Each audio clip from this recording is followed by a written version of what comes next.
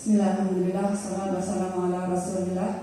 Kepada Bapak Ibu yang saya hormati, kami ucapkan selamat datang dan terima kasih atas kesediaannya untuk hadir dalam acara diseminasi budaya positif di SMK Negeri 1 Tonjong yang akan dibawakan oleh calon guru penggerak dari SMK Negeri 1 Tonjong.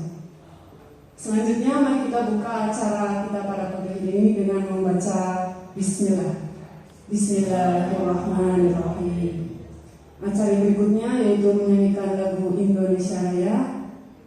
Hadirin kami persilakan untuk berdiri.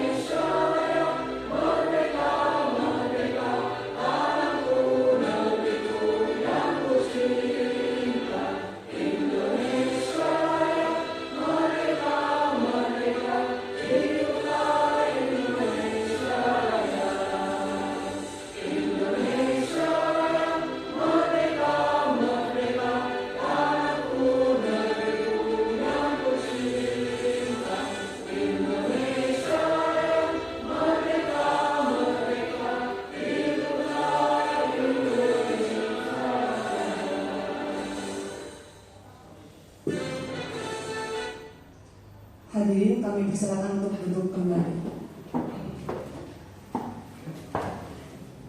Untuk acara selanjutnya yakni sambutan yang akan disampaikan oleh perwakilan sekolah kepada Ibu Ripah MPD, kami persilakan. Bismillahirrahmanirrahim. Assalamualaikum warahmatullahi wabarakatuh. Alhamdulillahirabbil alamin. Iyyaka na'budu wa iyyaka nasta'in. Allahumma sholli ala sayyidina Muhammadin wa ala alihi washabihi ajmain. Amin. Bapak Ibu yang kami hormati, alhamdulillah bersyukur kepada Allah hari ini kita dalam suasana bahagia menghadiri acara diseminasi budaya positif di sekolah kita, yaitu SMK Negeri 1 Tonjong, yang insya Allah nanti akan disampaikan oleh teman-teman luar biasa kita. Ada 3 teman kita yang menjadi CGP Angkatan 10 tahun ini, alhamdulillah, yakni nanti ada Ibu Santi SPD, Ibu Bunga Mar'atu Solihah SPD, dan Ibu Mahyadi Salam SPD. Adapun hari ini kami mohon maaf terlebih dahulu karena Bapak Kepala Sekolah kebetulan sedang berhalangan. Jadi mungkin kami yang akhirnya mewakili dalam penyambutan pembukaan diseminasi budaya positif. Bapak Ibu yang kami hormati, nanti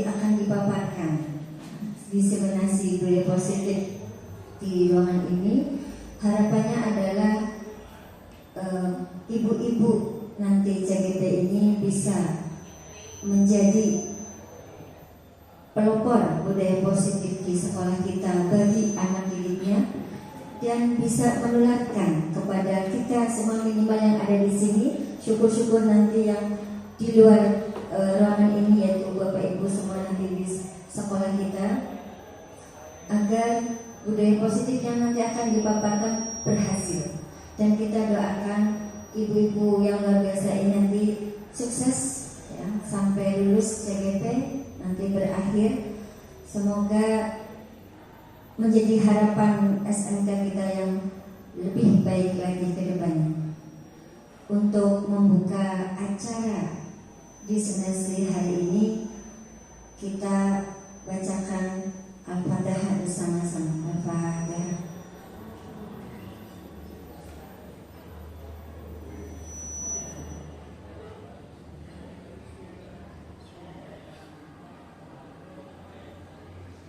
Terima kasih atas bacaannya.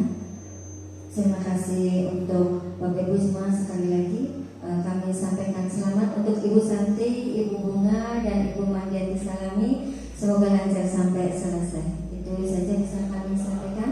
Wassalamualaikum warahmatullahi wabarakatuh.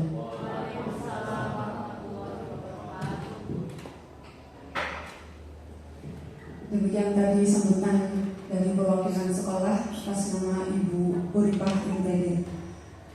Terima kasih Ibu atas segala pesan dan pesannya. Semoga dapat memberikan semangat kepada kami pada hari ini. Baik Bapak Ibu, acara selanjutnya yaitu pemaparan materi diseminasi budaya positif di SMK Negeri 1 Tonjong yang akan disampaikan oleh Ibu Bunga Maratus Solihah. Kepadanya kami persilakan. Bismillahirrahmanirrahim. Assalamualaikum warahmatullahi wabarakatuh. Waalaikumsalam warahmatullahi wabarakatuh. Selamat pagi Bapak Ibu. Bagaimana kabar Bapak Ibu semuanya? Ya, semoga semuanya dalam keadaan sehat ya Bapak Ibu, tanpa kekurangan suatu apapun. Terima kasih kepada moderator yang telah mempersilahkan saya untuk menyampaikan presentasi saya mengenai diseminasi budaya positif sekolah di SMK Negeri 1 Tonjong sebagai kegiatan yang calon guru penggerak ini dimulai. Kemudian berdirinya saya di sini juga kita sama-sama sharing ya Bapak Ibu semuanya. Jadi saya berbagi, kemudian kita akan belajar bersama-sama mengenai diseminasi budaya positif. Ada beberapa pertanyaan ini Bapak Ibu, monggo bisa dijawab.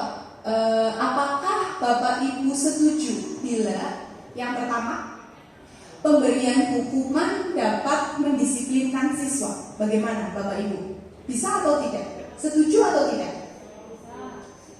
Bisa ya, setuju ya. Kemudian yang berikutnya adalah pertanyaan yang kedua, apakah Bapak Ibu setuju bila pemberian hadiah meningkatkan prestasi siswa? Bagaimana Bapak Ibu? Setuju. Baik. Kemudian yang berikutnya, apakah Bapak Ibu setuju bila guru harus mampu memberikan solusi untuk siswa yang bermasalah? Bagaimana Bapak Ibu? Setuju juga ya, karena memang pasti dalam kita mengajar anak-anak itu akan bertemu dengan permasalahan. Kemudian yang berikutnya, apakah Bapak Ibu setuju bila guru berperan sebagai teman bagi siswa? Bagaimana?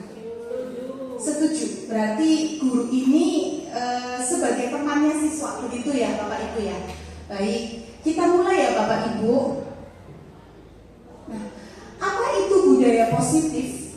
Jadi budaya positif itu merupakan perwujudan dari nilai-nilai atau keyakinan universal yang diterapkan di sekolah. Nah, ini nanti akan kita bahas konsep-konsep intinya untuk menciptakan budaya positif di sekolah. Nanti kita akan bahas yang pertama mulai dari perubahan paradigma, kemudian nanti ada disiplin positif, nanti muncul juga nilai-nilai kebajikan universal. Lalu yang berikutnya adalah motivasi perilaku manusia. Nanti kita juga belajar mengenai keyakinan kelas. Tentu ini sudah tidak asing Bapak Ibu mengenai keyakinan kelas. Selanjutnya adalah kebutuhan dasar manusia. Lalu nanti kita juga akan membahas mengenai posisi kontrol guru. Dan yang terakhir adalah segitiga restitusi. Ini nanti akan kita bahas gunanya untuk menciptakan budaya positif di sekolah. Nah, ini dicoba ya Bapak Ibu.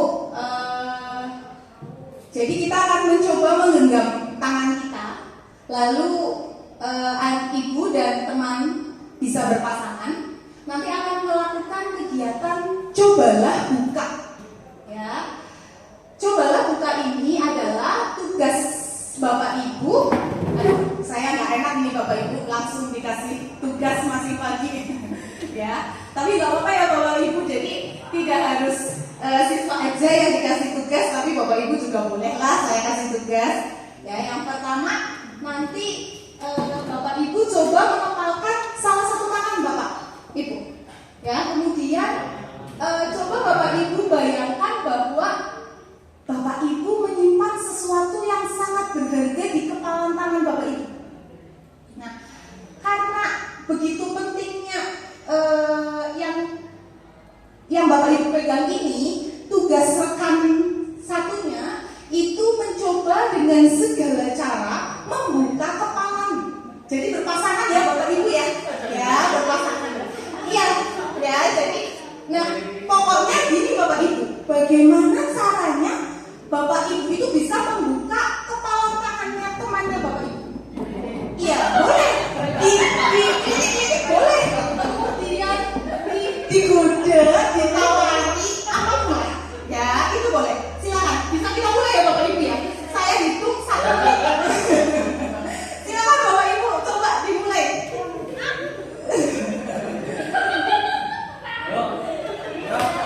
Ya, ya. Tangan apa saja, bebas. Bisa? Ada yang bisa Bapak Ibu? Oh bisa, oke ya. Ada yang bisa bertahan ya, tidak bisa dibuka ya. Jadi, iya. Jadi ini Bapak Ibu yang akan coba kita bahas ya. Nah, jadi yang tadi itu ada pergeseran paradigma teori kontrol dari Dr. William Glasser. Jadi yang pertama itu ada ilusi guru mengontrol murid. Jadi kita sebagai guru terkadang memiliki keyakinan bahwa murid kita itu harus bisa dikontrol sama kita. Itu yang pertama. Kemudian yang kedua adalah ilusi bahwa semua penguatan efektif itu dan semua penguatan positif efektif dan bermanfaat. Lalu yang ketiga, ilusi bahwa kritik dan membuat orang merasa bersalah itu dapat menguatkan karakter. Ya, jadi dan yang keempat adalah ilusi bahwa orang dewasa itu memiliki hak untuk memaksa. Terkadang dalam kegiatan belajar mengajar kita ya Bapak Ibu, contoh kecil aja. Misal kita memberikan tugas kepada anak dalam jangka waktu 1 minggu. Kemudian anak tersebut misalnya tidak mengumpulkan atau belum selesai. Nah, di situ terkadang kita muncul ada paksaan. Kenapa kamu tidak mengumpulkan? Kamu harus mengumpulkan. Atau kita beri tugas tambahan lagi agar anak tersebut mau mengumpulkan tugasnya. Ya, tanpa sadar kita bisa melakukan hal seperti itu tanpa mengetahui alasan yang sebenarnya terjadi pada anak tersebut. Begitu ya Bapak Ibu ya. Yang berikutnya, nah, bagaimana seseorang bisa berubah dari paradigma membahas stimulus respon kepada pendekatan teori kontrol. Yang pertama, stimulus respon bahwa realitas kebutuhan kita itu sama. Lalu teori kontrolnya, kebutuhan kita itu berbeda. Yang berikutnya, semua orang melihat hal yang sama. Teori kontrolnya, setiap orang memiliki gambaran yang berbeda. Yang berikutnya, kita mencoba mengubah orang agar berpandangan yang sama dengan kita. Tapi teorinya, kita berusaha memahami pandangan orang lain tentang dunia. Yang berikutnya adalah stimulus respon perilaku buruk dilihat sebagai suatu kesalahan. Lalu teori kontrolnya, semua perilaku memiliki tujuan. Saya yakin semua perilaku anak-anak kita itu sebetulnya memiliki tujuan. Dan yang berikutnya adalah stimulus respon, orang lain bisa mengontrol saya. Tapi teorinya, hanya Anda yang bisa mengontrol diri Anda sendiri. Tadi buktinya. Tadi ada yang bisa terbuka, tapi tadi ada juga yang tidak bisa terbuka. Berikutnya, stimulus responnya, saya bisa mengontrol orang lain. Tapi teorinya, Anda tidak bisa mengontrol orang lain. Yang berikutnya, pemaksaan ada pada saat bujukan gagal. Dan teorinya, kolaborasi dan konsensus menciptakan pilihan-pilihan baru. Yang terakhir, stimulus respon model berpikir menang atau kalah.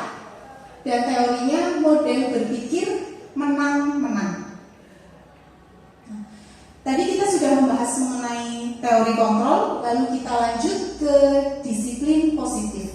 Disiplin positif ini merupakan salah satu cara penerapan disiplin yang bertujuan untuk menumbuhkan kesadaran serta memberdayakan anak untuk melakukan sesuatu tanpa sogokan, ancaman, maupun hukuman.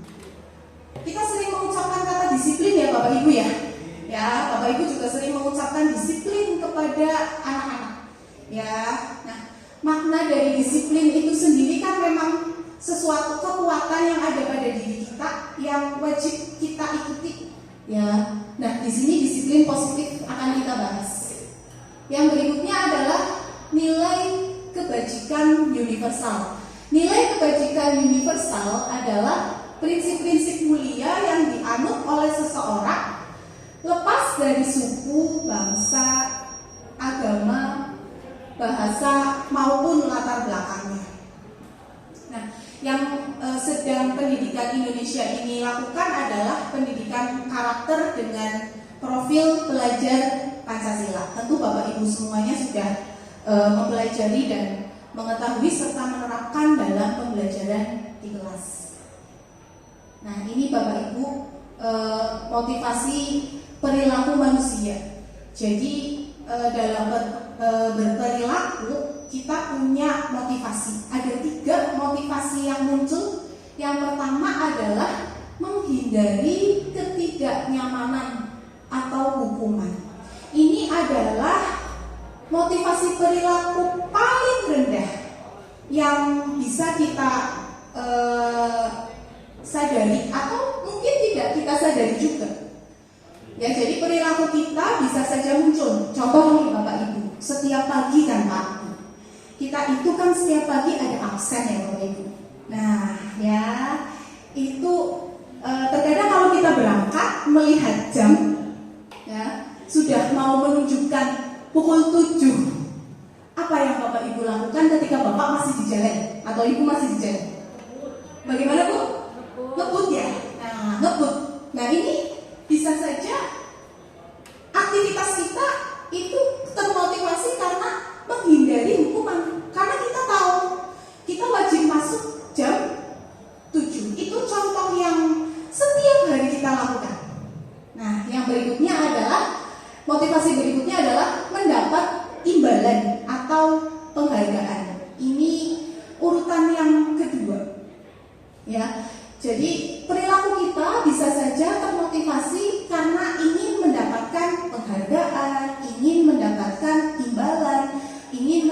mendapatkan reward atau pengakuan dari orang lain.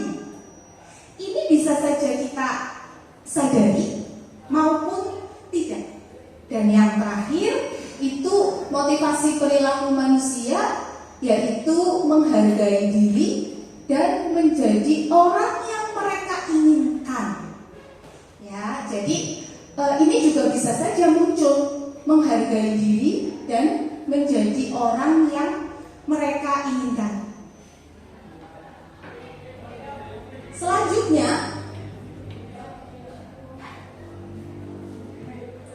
kita akan belajar mengenai 4 hal, yaitu hukuman, penghargaan, konsekuensi, dan restitusi. Ini saya jadikan satu terlebih dahulu Bapak Ibu. Nanti setelah ini kita pecah-pecah. Yang pertama adalah hukuman.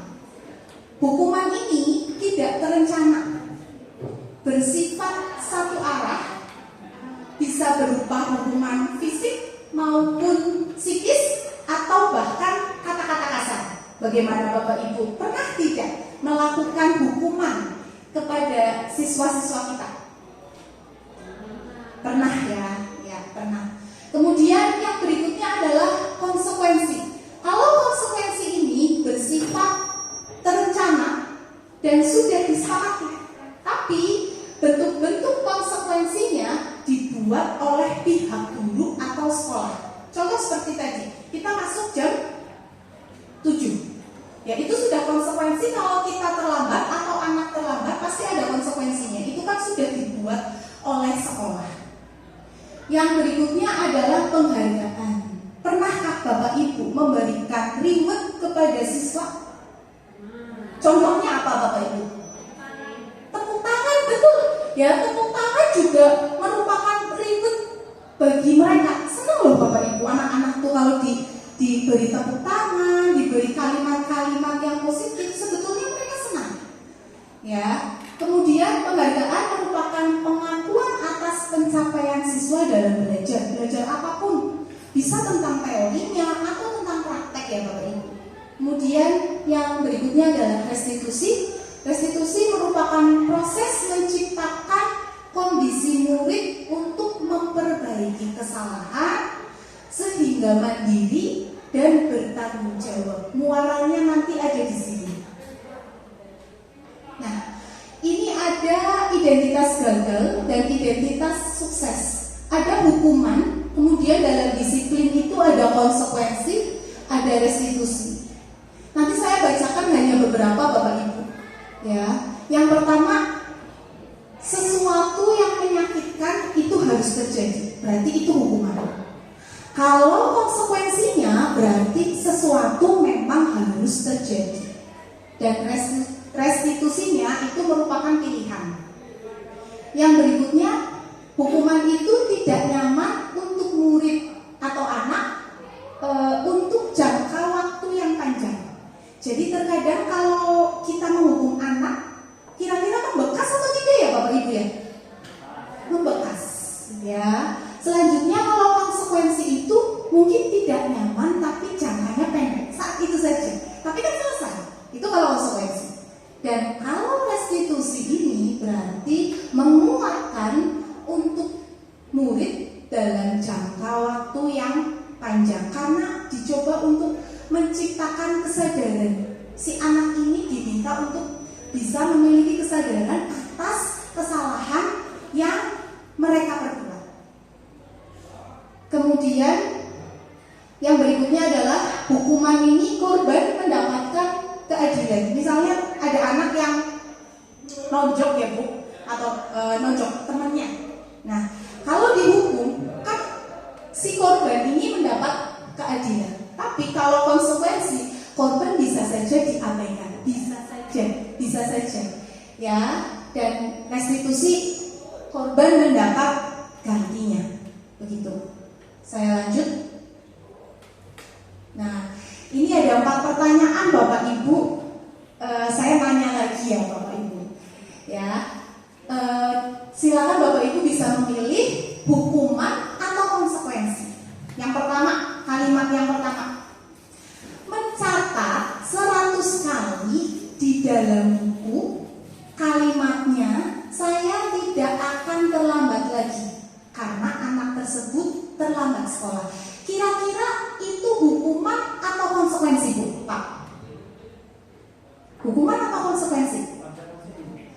konsekuensi?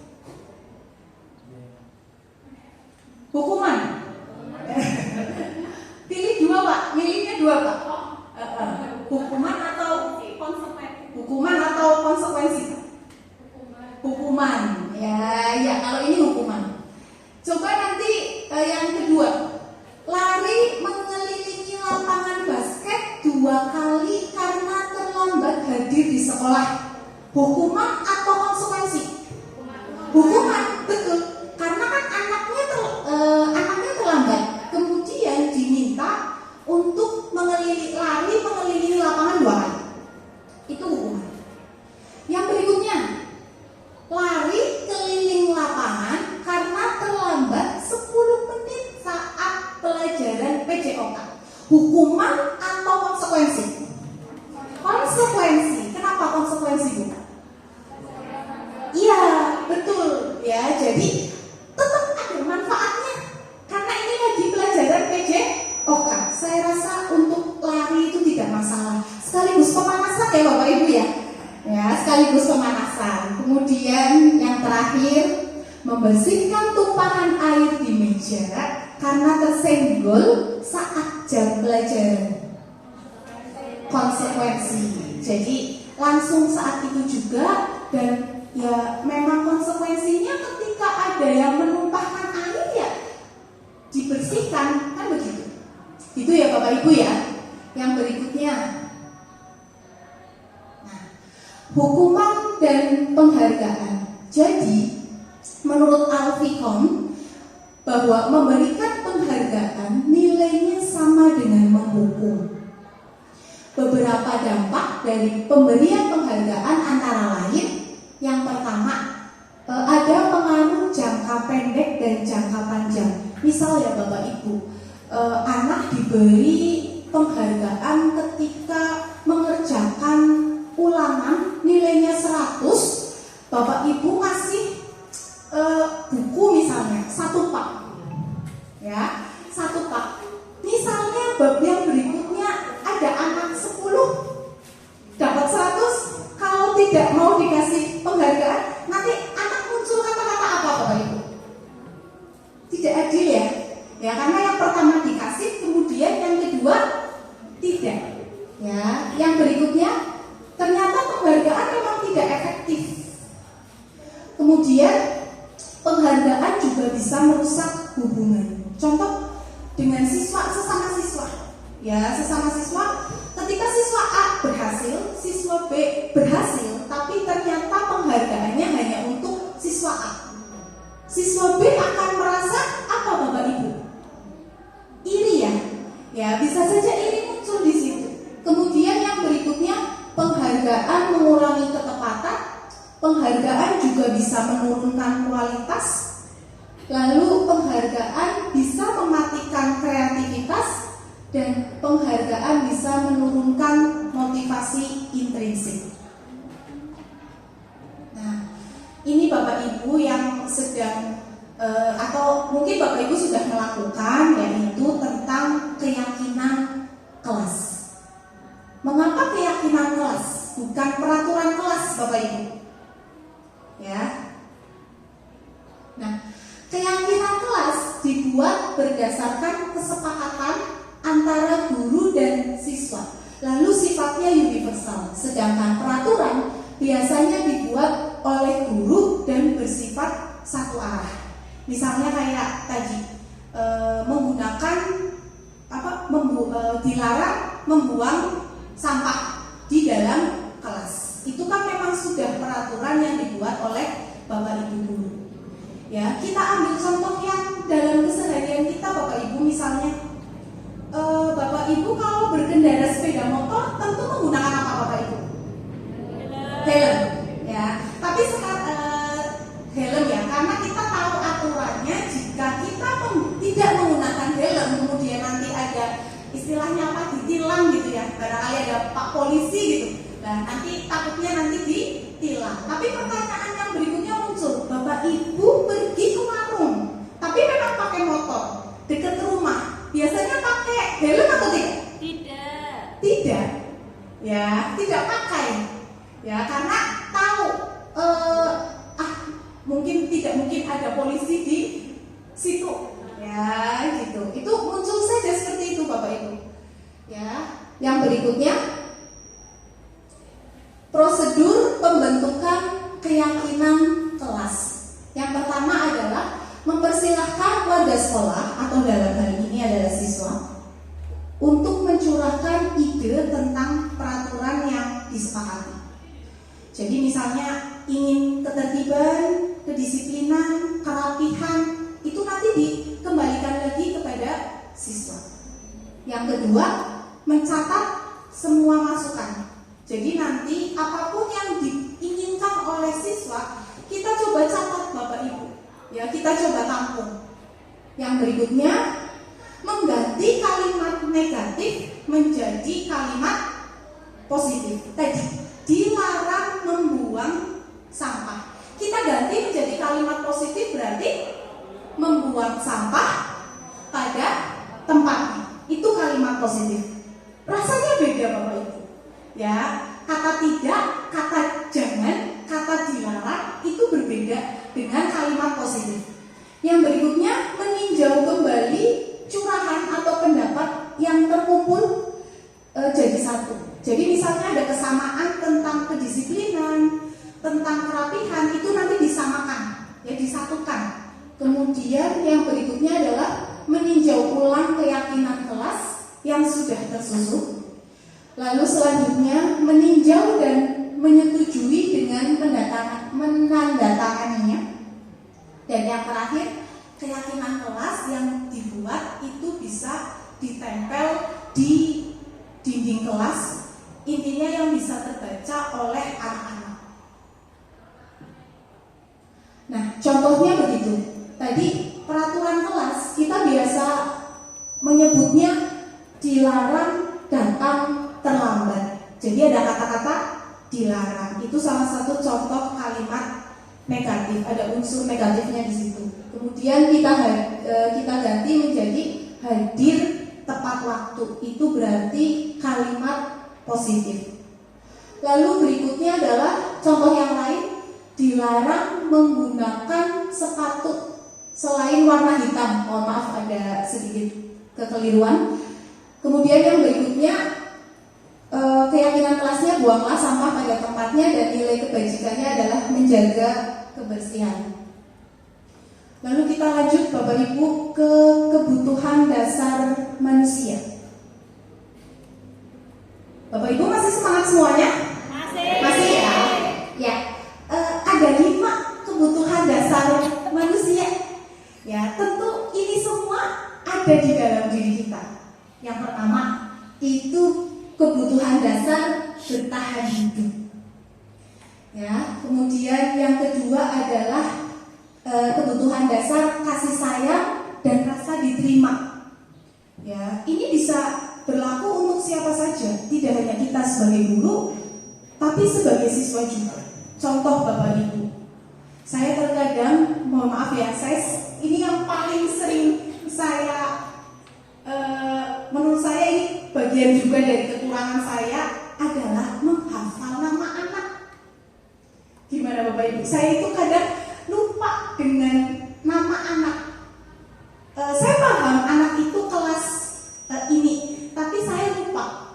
Ya, kadang ada yang ingat, kadang ada yang lupa. Tetapi rasanya beda Bapak Ibu ketika saya memanggil dan namanya benar, senyumnya itu berbeda dengan ketika saya memanggil tapi namanya salah. Menurut saya itu juga hal sederhana, tapi itu menurut saya juga bagian dari siswa itu merasa diterima oleh kita dengan kita mengingat nama mereka.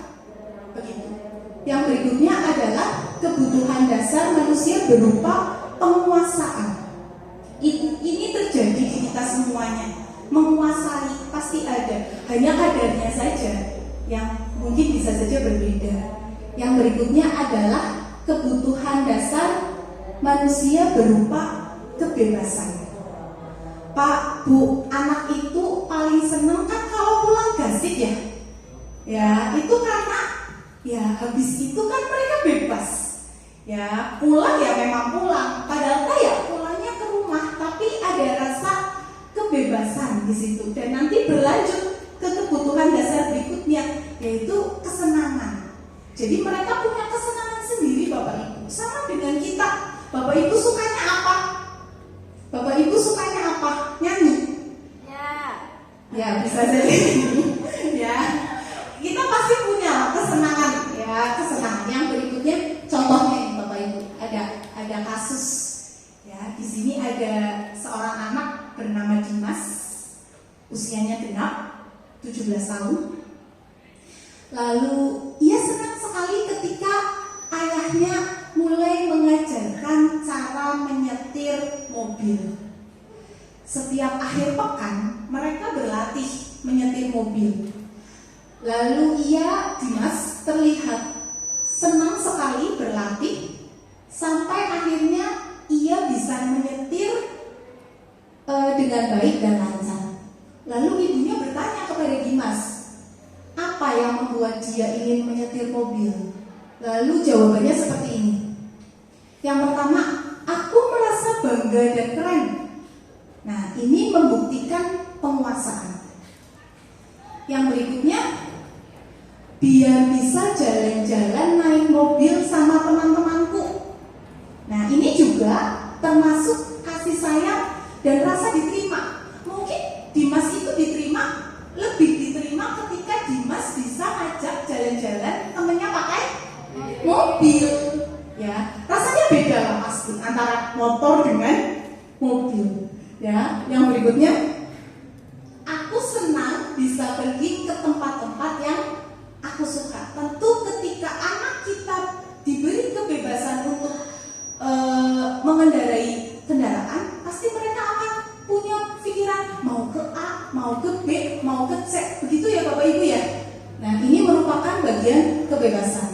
Dan yang terakhir, menyetir mobil itu seru. Nah, berarti muncul kesenangan. Selanjutnya, nah ini Bapak Ibu, ada 5 posisi kontrol buruk.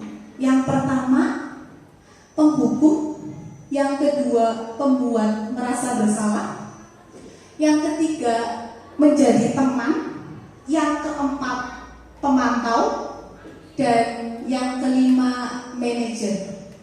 Jadi kadang kita bertemu dengan siswa-siswa yang mungkin punya bermasalah di pembelajaran kita. Lalu kita coba memposisikan posisi kita sebagai guru itu di mana. Bapak Ibu sudah pernah melakukan yang mana dari kelima hal ini? Coba Bapak Ibu. Coba nanti Bapak Ibu tuliskan ya. Ya, kira-kira Bapak Ibu monggo memilih dari kelima ini. Penghukumkah, pembuat merasa bersalah, teman, pemantau, atau manajer. Coba ya Bapak Ibu ya.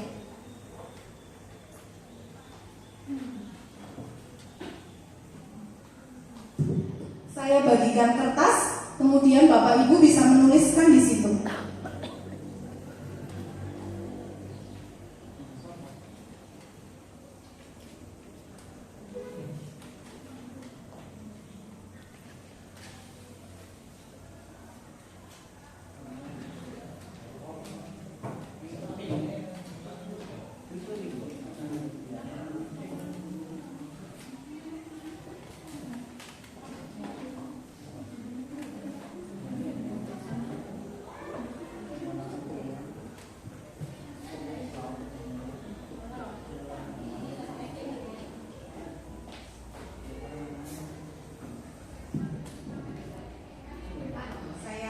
Posisi. Silakan Bapak Ibu boleh menuliskan apapun, 1 boleh, 2 boleh, ya. Nanti kita akan coba mengulas kelima posisi kontrol guru ini. Sudah Bapak Ibu menulisnya?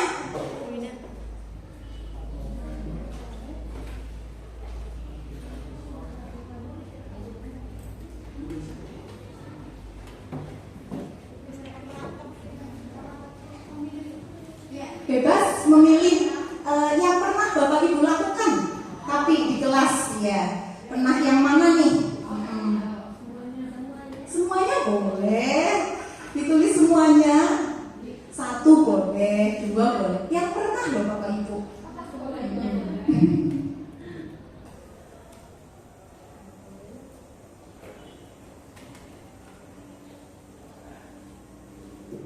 Sudah ya Bapak Ibu ya? Saya lanjut. Nah, kita akan belajar mencoba mengulas bersama. Ada 5 video nanti yang pelakunya sama, hanya beda posisi kontrol guru saja. Kita coba yang pertama.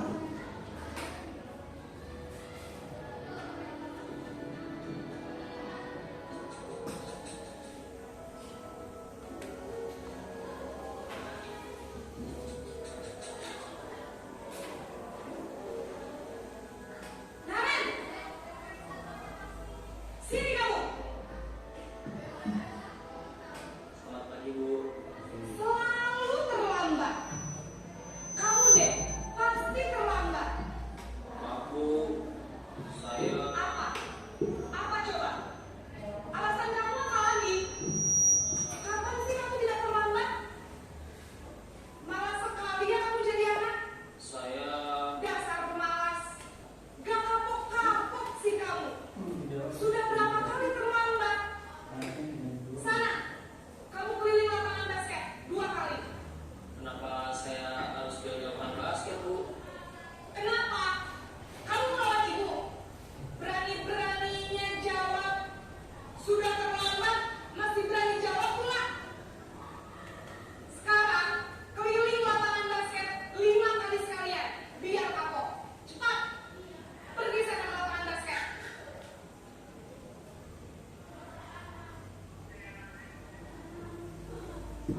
Ya, itu video pertama, yaitu posisi kontrol guru sebagai penghukum. Nanti kita tadi ada siapa ya Bapak Ibu? Namanya Naren. Ya, Naren dan ibu gurunya terlambat. Ya, Narennya terlambat, kemudian ibu gurunya memberikan hukuman, diminta untuk keliling. Ya, betul. Nanti kita bahas. Kemudian yang berikutnya, video yang kedua.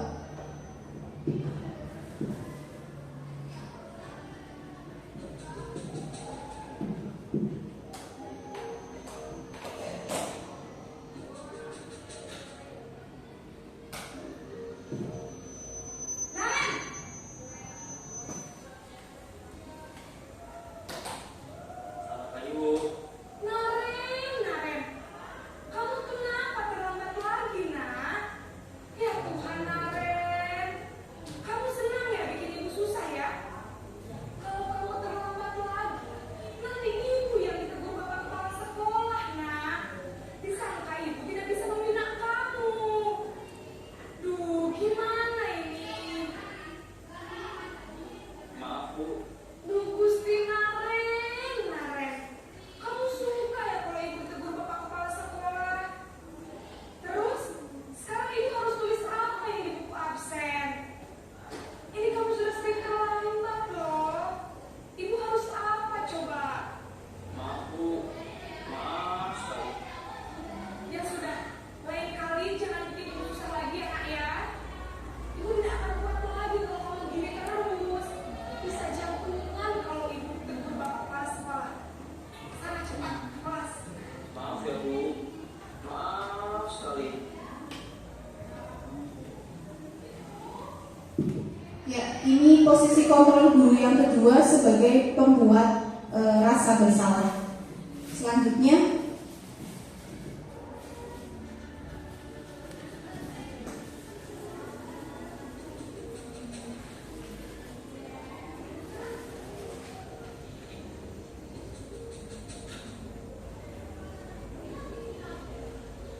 Naren!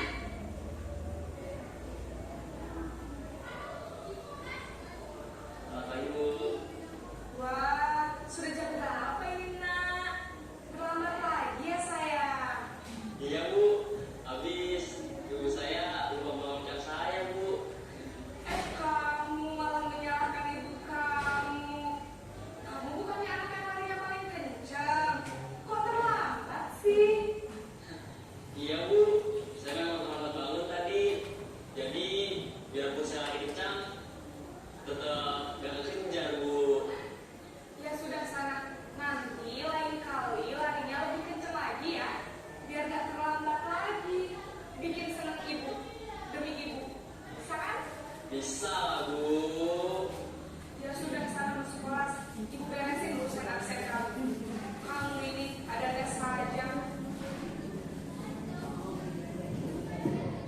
Ya, itu video ketiga, posisi kontrol guru sebagai teman.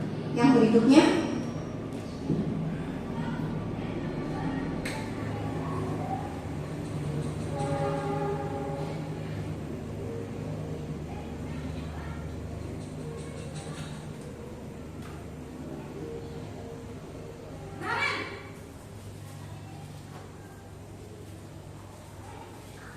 Selamat pagi, Bu. Naren, apa peraturan sekolah kita tentang jam berapa kita harus masuk sekolah, Nak? Kita harus di sekolah jam 7, Bu. Iya betul, sekarang sudah jam 7.20. Naren sudah tahu konsekuensinya jika terlambat hadir. Paham, Bu? Saya harus tinggal kelas pas jam istirahat selama 20 menit. Iya benar, konsekuensinya demikian. Jadi nanti jam 9.30 pas istirahat, kamu harus tinggal di kelas, kerjakan tugas tambahan untuk ketertinggalan kamu, ya? Baik, Bu.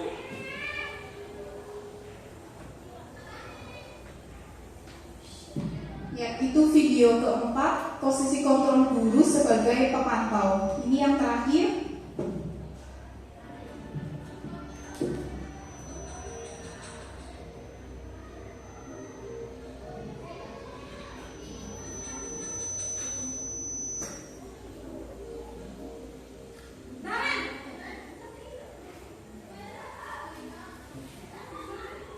Selamat pagi, Bu. Selamat pagi, Naren. Maaf, Bu. Saya terlambat. Iya, sekolah masuknya jam 7, sekarang sudah jam 7.20. Jadi sekarang bagaimana ya, Naren? Maaf, Bu. Saya lupa setel alarm saya semalam. Baiklah, menurut kamu, kira-kira sekolah yang mana yang perlu kamu tingkatkan? Menghargai diri sendiri dan orang lain mungkin, ya, Bu. Setuju.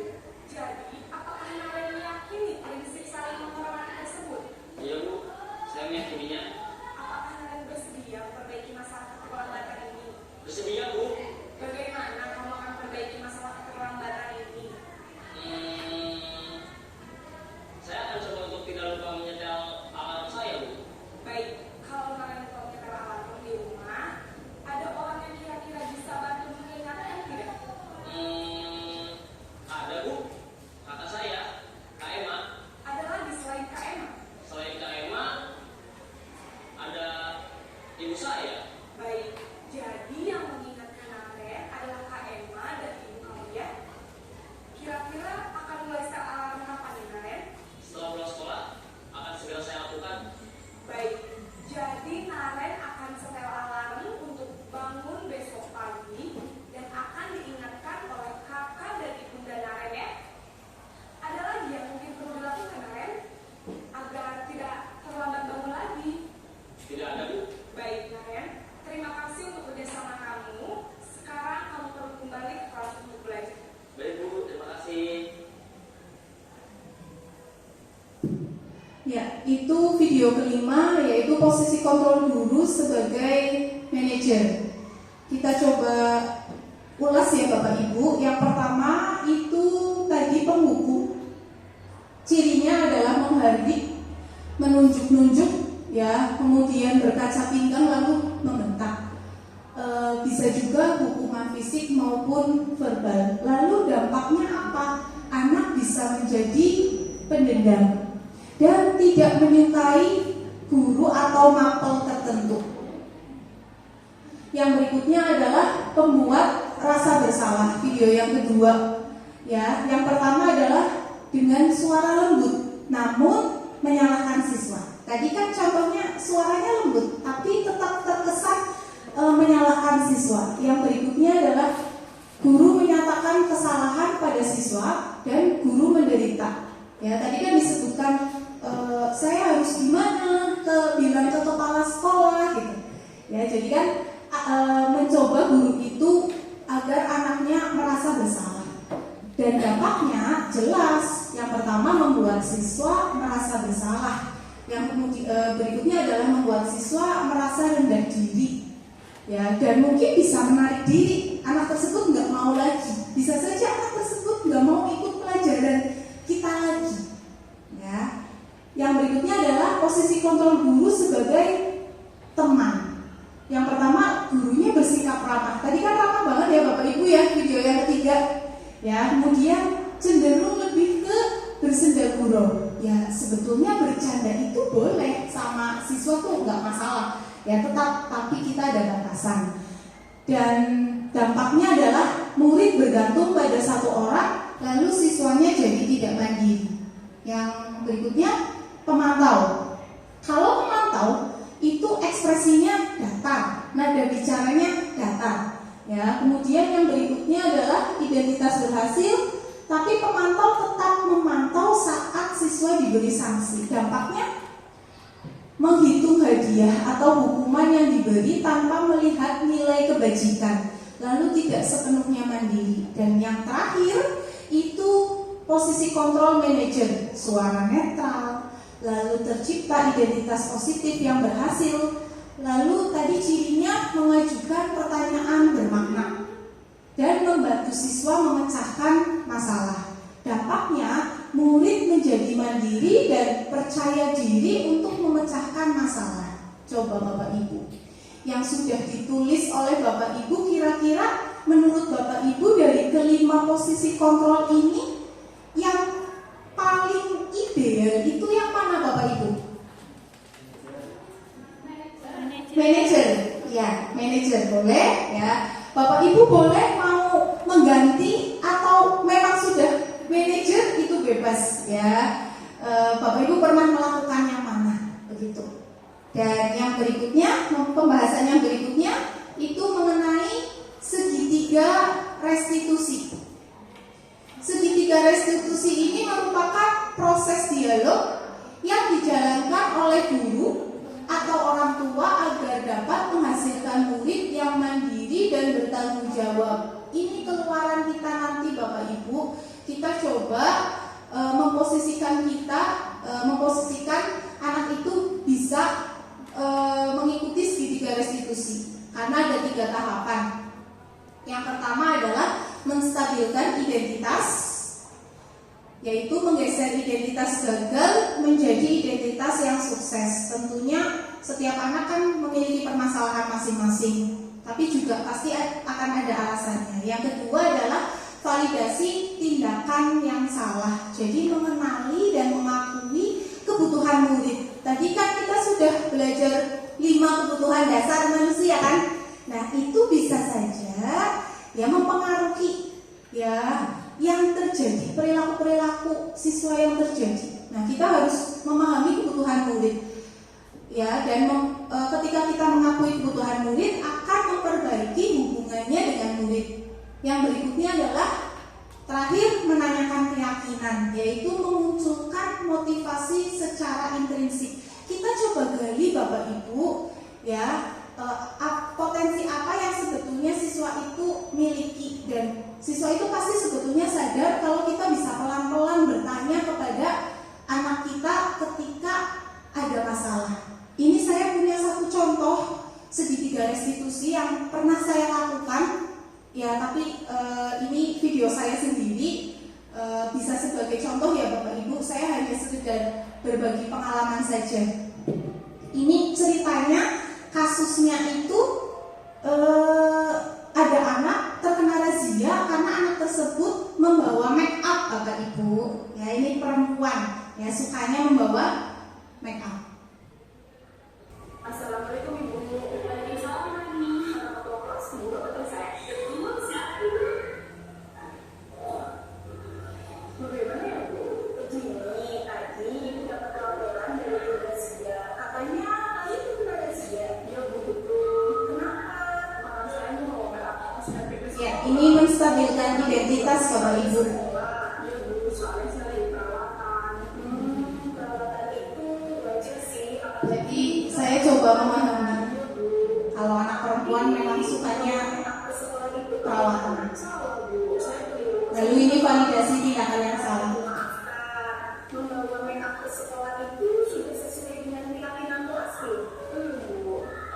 Kalau belum berarti keyakinan kelas apa yang sudah pernah dilanggar? Kedisiplinan Bu. Menurut kami kedisiplinan itu penting atau tidak? Penting Bu. Kalau penting, apakah kami mau memperbaikinya?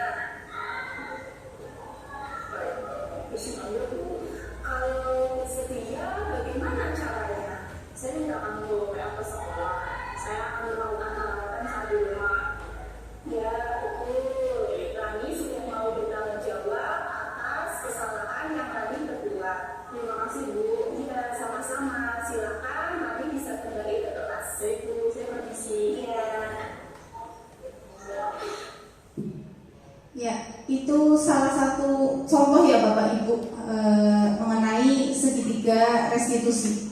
Dan sekian dari saya simpulannya, yaitu menciptakan budaya positif di sekolah itu perlu dilakukan dengan konsep yang baik dan tentu mengajak kolaborasi dengan seluruh elemen yang ada di sekolah.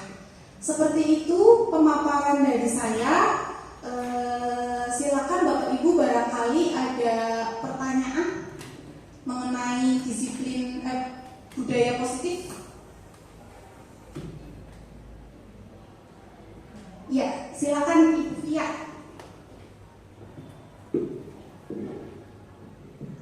Assalamualaikum warahmatullahi wabarakatuh. Terima kasih atas waktunya. Saya mau menanyakan, tadi saya tertarik dengan adanya segitiga restitusi. Jadi bagaimana cara penerapannya untuk di jenjang di SMK Negeri 1 Tonjong ini dengan adanya berbagai karakter siswa untuk penerapan segitiga restitusi tersebut. Terima kasih. Terima kasih Ibu Fia atas pertanyaannya.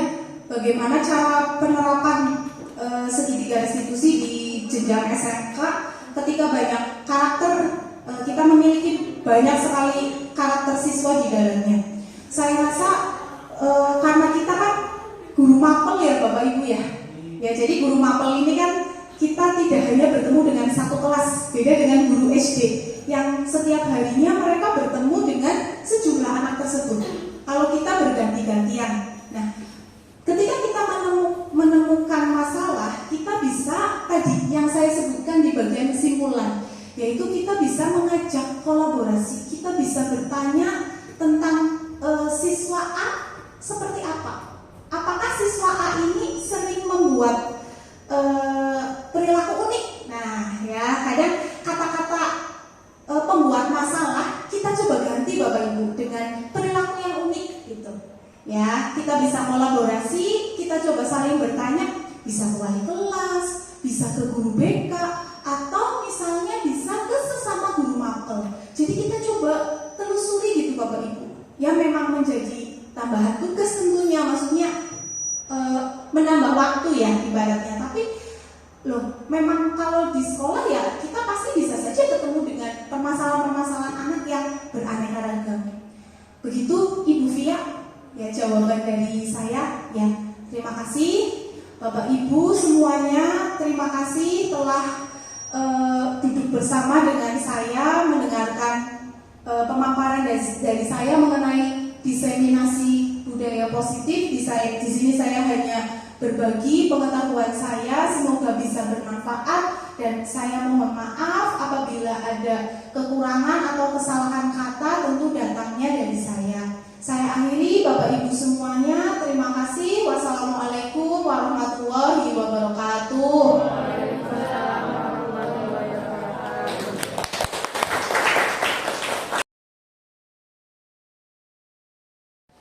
Assalamualaikum warahmatullahi wabarakatuh.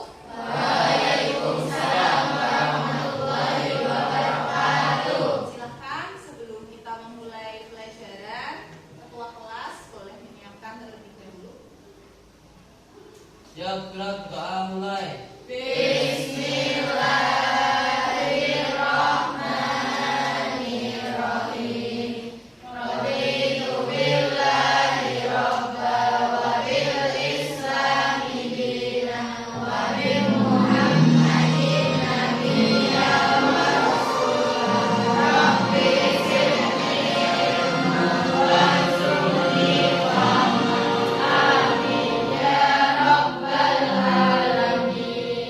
Saatnya jam kedua dimulai. It's time to begin the second lesson. Kemudian saya ambil alih untuk seluruhnya. Siap, baik. Ambil sikap ikrar. Siap, ambil sikap ikrar. Mulai. Kami siswa-siswi SMK Negeri 1 Tonjong siap menjadi manusia Indonesia yang bertakwa, bermanfaat dan bermartabat. Ya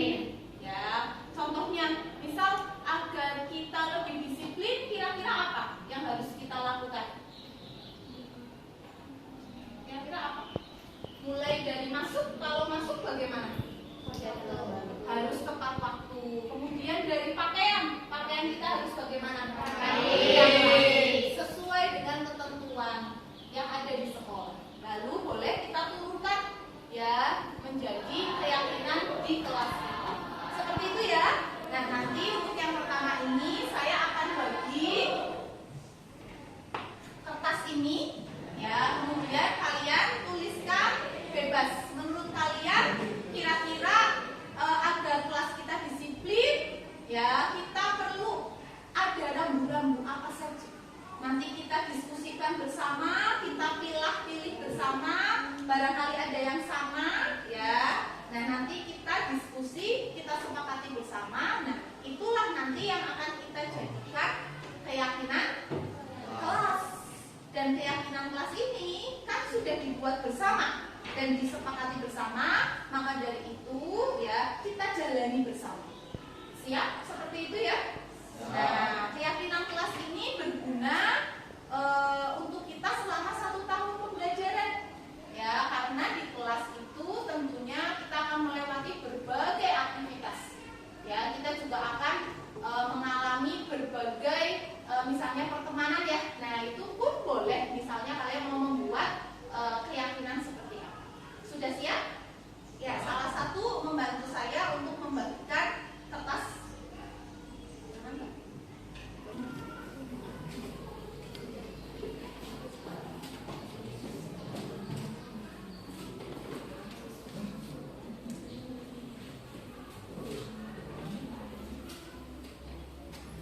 Nanti akan ditempel di sini ya. Jadi nanti kalian menulisnya yang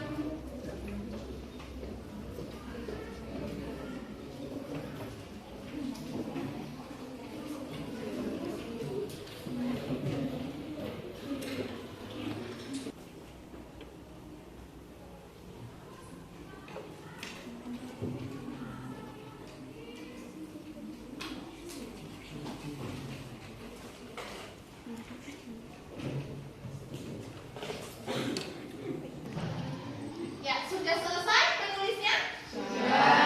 Baik, nanti kalian bacakan keyakinan kelas kalian itu apa. Kemudian setelah dibacakan, kalian tempel di papan ya. Nanti habis itu kita bahas bersama-sama.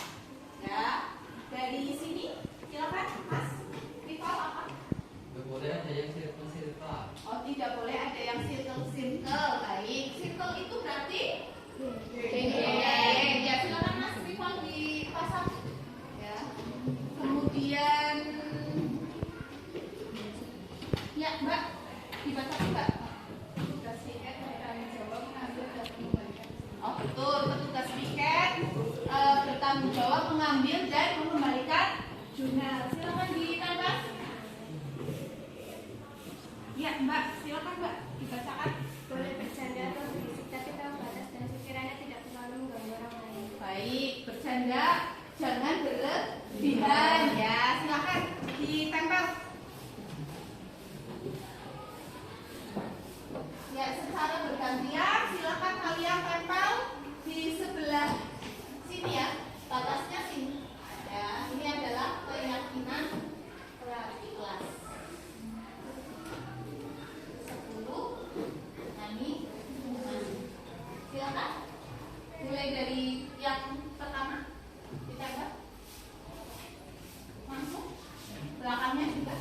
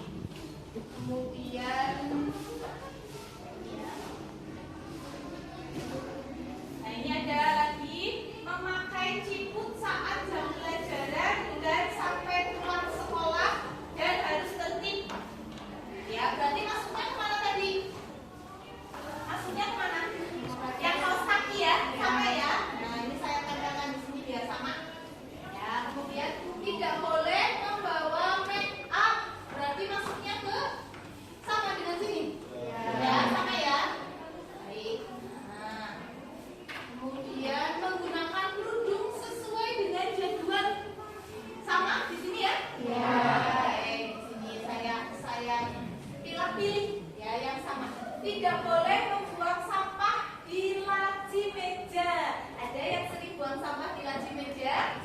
Ada ya, tapi terkadang kalian menemukan ya, ada sampah di laci ya. Berarti tadi barunya dengan mana? Sini, tidak boleh membuang sampah sembarangan. Berikutnya, menulis surat izin apabila sakit dan memberikan surat tersebut setelah kembali masuk. Berarti ini beda lagi ya. Nah, di sini baca ikrar siswa saat pelajaran. Berarti maksudnya mana ini?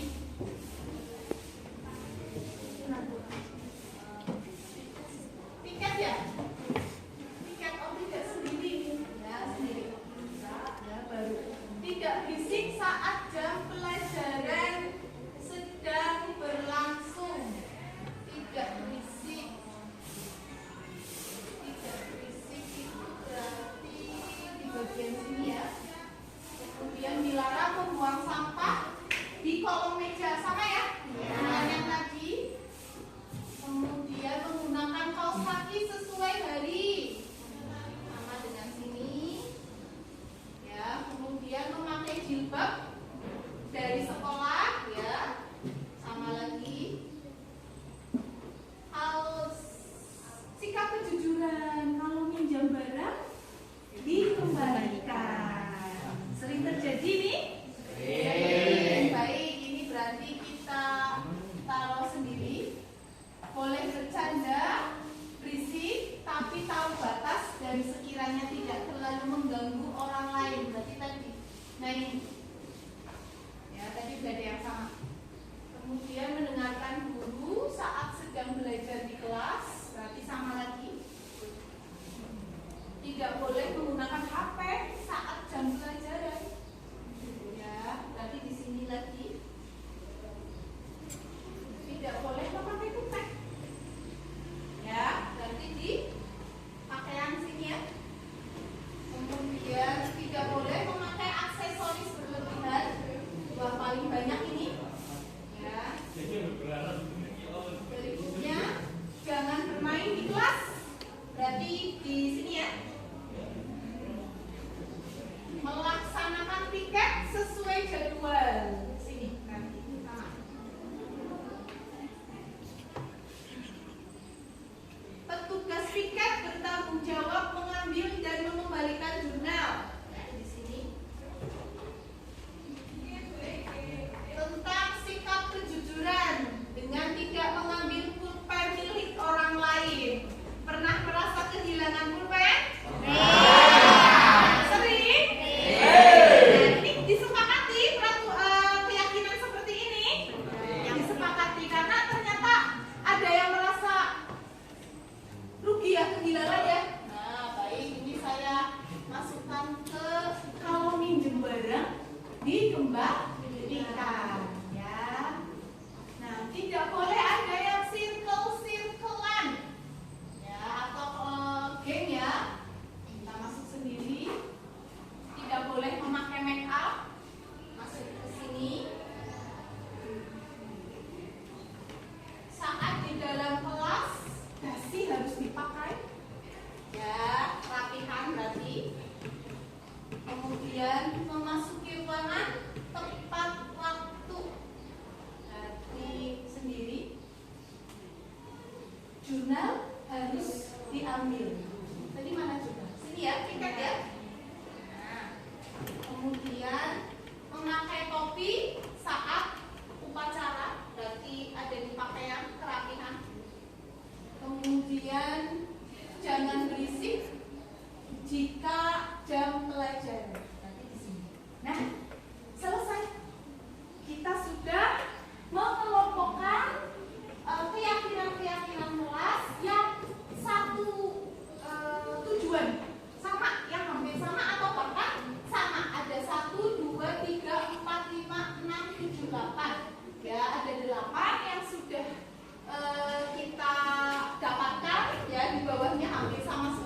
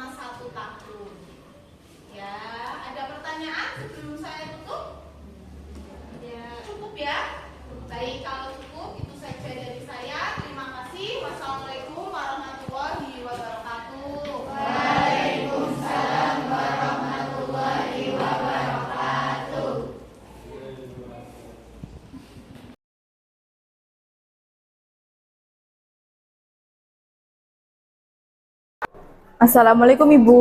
Waalaikumsalam Rani. Kata ketua kelas, Bu Bunga panggil saya. Betul, silakan duduk. Bagaimana ya Bu? Begini, tadi Ibu dapat laporan dari tim razia. Katanya Rani terkena razia. Ya Bu, betul. Kenapa? Karena saya membawa make up kosmetik ke sekolah. Oh, Rani membawa make up ke sekolah. Iya Bu, soalnya saya lagi perawatan. Perawatan itu wajar sih, apalagi kita perempuan ya Ran. Iya Bu. Tapi membawa make up ke sekolah itu bagaimana? Salah Bu, saya keliru, saya minta maaf. Ya, Ibu maafkan. Membawa make up ke sekolah itu sudah sesuai dengan keyakinan kelas belum? Belum Bu. Oh, kalau belum berarti keyakinan kelas apa yang sudah Rani langgar? Disiplinan Bu. Menurut Rani, kedisiplinan itu penting atau tidak? Penting Bu. Kalau penting, apakah Rani mau memperbaikinya? Baik, bersedia Bu. Kalau bersedia, bagaimana caranya? Saya tidak akan membawa make up ke sekolah. Saya akan melakukan perawatan saat di rumah. Ya, betul. Rani sudah mau bertanggung jawab atas kesalahan yang Rani perbuat. Terima kasih Bu. Iya, sama-sama. Silahkan Rani bisa kembali ke kelas. Baik Bu, saya permisi. Iya. Assalamualaikum warahmatullahi wabarakatuh. Saya Aja Nurani dari kelas 10 animasi. Saya senang sekali diajak berdiskusi oleh Ibu Bunga. Saya diajak untuk bisa mengidentifikasi kesalahan yang telah saya lakukan. Saya diberi pengertian bahwa melakukan perawatan itu wajar, namun membawa alat make up ke sekolah itu melanggar keyakinan kelas. Untuk berikutnya, saya tidak akan membawa alat make up ke sekolah. Wassalamualaikum warahmatullahi wabarakatuh. Farel, Ibu dapat laporan dari guru mapel. Katanya kamu sering terlambat masuk kelas. Iya Bu, betul. Coba diingat-ingat berapa kali kamu terlambat? Kayaknya sudah 5 kali Bu, terutama pas istirahat kedua Bu. Oh, istirahat kedua berapa menit? 30 menit Bu. Terus kamu terlambat berapa menit? Hampir 1 jam. Hampir 1 jam. Kamu melakukan kegiatan apa saja? Ya sebetulnya saya sholat dulu Bu, habis itu saya ke kantin makan. Ya itu sih, cuma saya kalau makan itu lama. Oh ya, sebetulnya makan itu kebutuhan ya Rel, wajar. Tapi apakah terlambat masuk kelas itu sesuai dengan keyakinan kelas kita? Tidak Bu. Kalau itu tidak sesuai, berarti keyakinan kelas apa yang kamu langgar? Harus masuk tepat waktu Bu. Betul, kalau masuk tepat waktu itu menurut kamu penting atau tidak? Penting Bu. Kalau itu penting, berarti kamu bersedia memperbaiki kesalahan ini? Bersedia Bu. Kira-kira hal apa yang harus kamu lakukan, Rel? Saya kalau makan dicepetin dan harus ingat-ingat jam Bu. Ya, jadi ketika kamu istirahat, kamu juga sambil lihat jam, sudah masuk atau belum, seperti itu ya. Ya Bu. Ya, Ibu hargai kamu ingin berubah dan bertanggung jawab atas kesalahan kamu. Ya Bu. Ya, jangan diulangi lagi ya. Ya siap Bu. Ya, itu saja sih dari Ibu. Silakan Farel bisa kembali ke kelas. Ya Bu. Permisi ya Bu. Ya.